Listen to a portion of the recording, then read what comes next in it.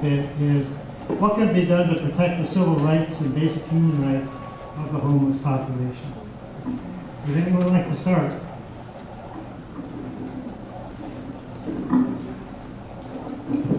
I'll jump in.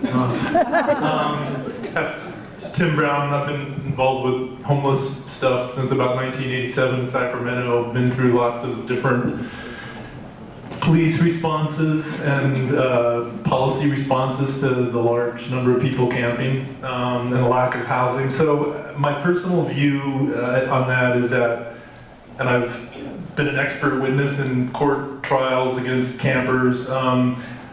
I mean, we all know that there are some campers out there who do not do their business right, you know, who are self-destructive. It's hard for me to, you know, say those people should just be out there doing whatever they want to do. I also know that probably the majority of people out there are not a problem, not doing a lot of illegal stuff.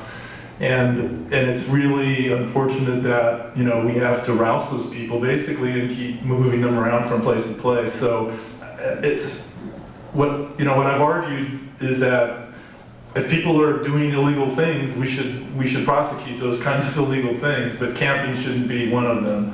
And the reality is a lot of the cities have tackled this problem by creating legal places where people can camp, and so that the people who want to do their thing right and be a good neighbor and are just trying to survive and get a leg back up on the system, they can have a place to go and a safe place to go.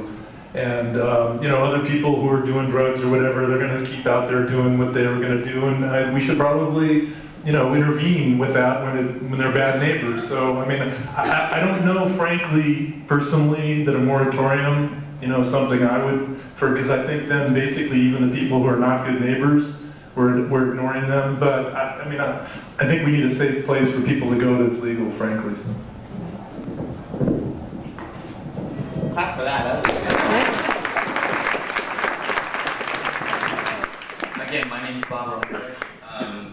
Among other things, I'm on the board of directors for the National Coalition for the Homeless and been working on homeless issues for about 26 years. And just a flat-out statement that I hope that you agree with is that we cannot police our way out of homelessness. The mayor said it, it's housing, housing, and more housing. That ultimately, if you're homeless, every single aspect, there's a community somewhere that makes it illegal to be.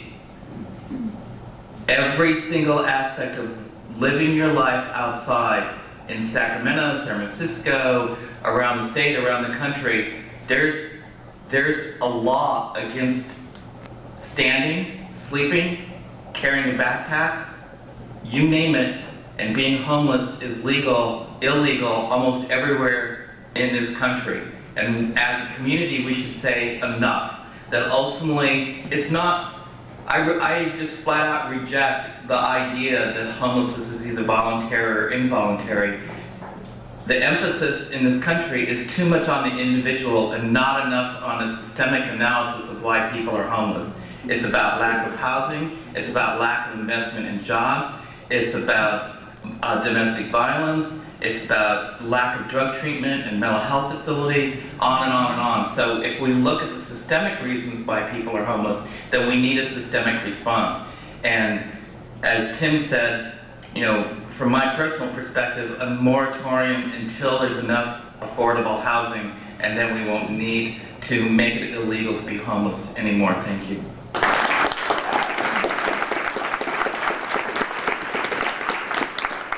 My name is Ryan Luthborough. I represent the districts roughly between Front Street to 16th H to L. So my comments are restricted to that area. That's the area I have the most expertise in.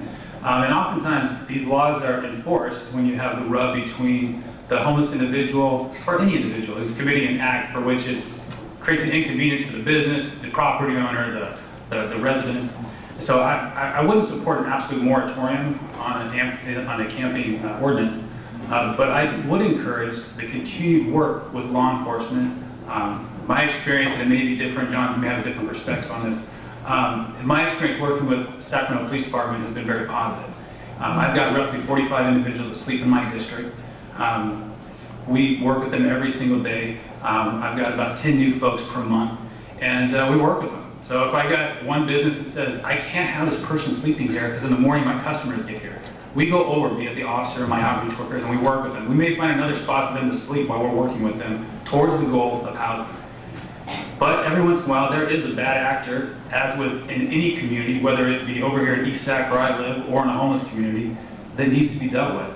And the camping ordinance is one tool that can be used. So I think when used appropriately, it can be an effective tool. But ultimately, we do need to have a place in our journey to finding permanent housing. We need to have places for people to stay.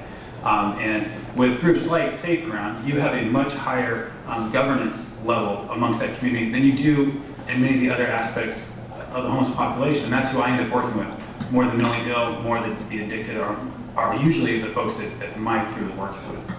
John?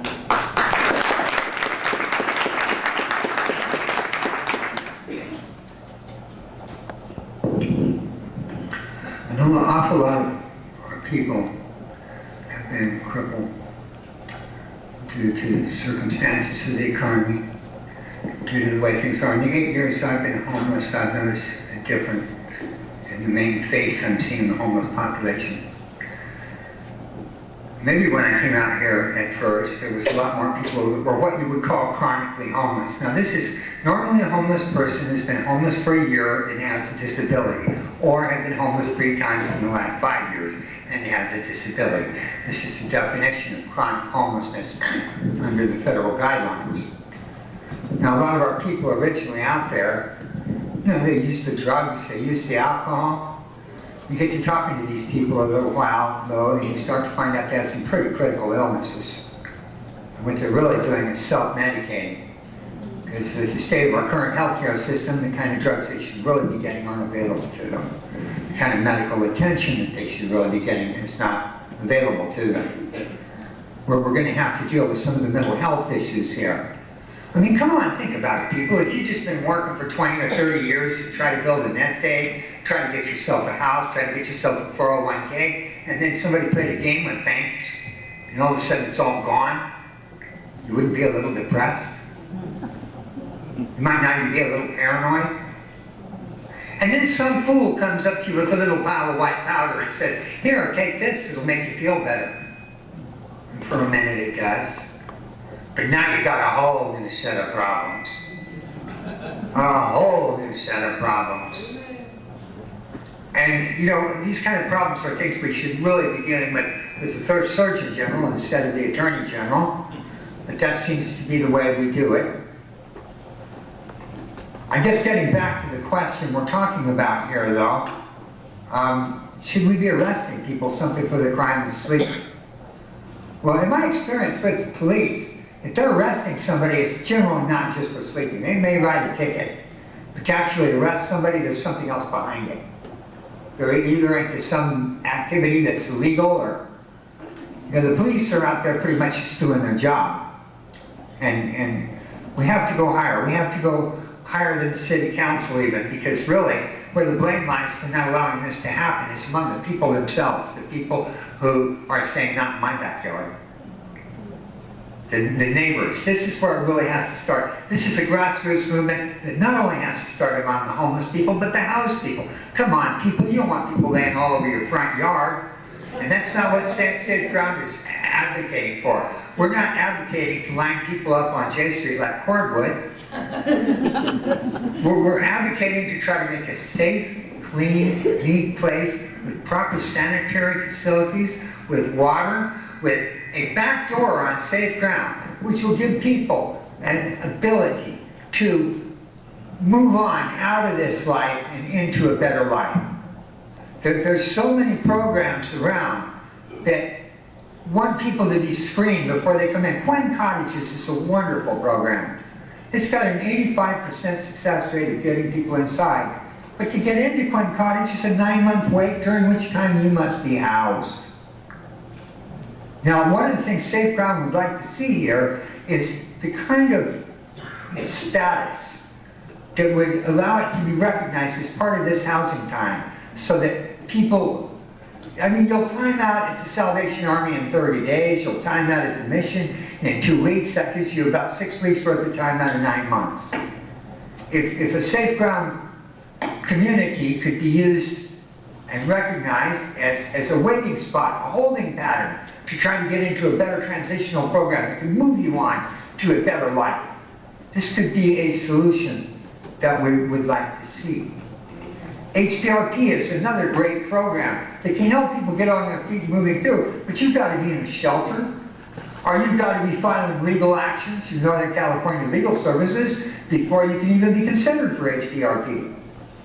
Safe ground, if it had a secure, recognized spot where people were not harassed simply for sleeping, where they could leave their stuff in a safe area and go out during the day and get their business taken care of, look for jobs, look for ways to get, maybe they need disability. I mean, the causes of homelessness are as varied as there are homeless.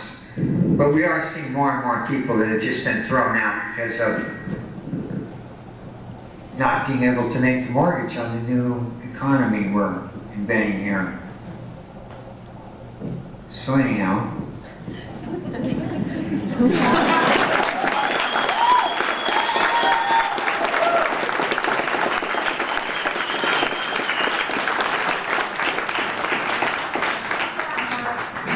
I don't know what to say now. Get out of my sails. A couple things.